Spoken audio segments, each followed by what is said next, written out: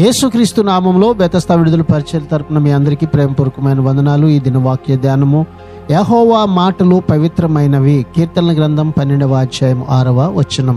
దేవుని మాటలు మహాపవిత్రమైనవి. బైబిల్లోని ఆయన మాటలు మనుషుల అనుభవాల కొలిమిలో పరీక్షలకు గురి అయినవి. మానవ చరిత్ర కాలమంతట్లో ఆయన వాక్కు కల్తీ లేనిది, దానిలో పొరపాటు ఏమాత్రమూ లేదు. దేవుని వాక్కులో ఎలాంటి చెత్త, కల్మషం, పనికిరానిదేదీ లేదు.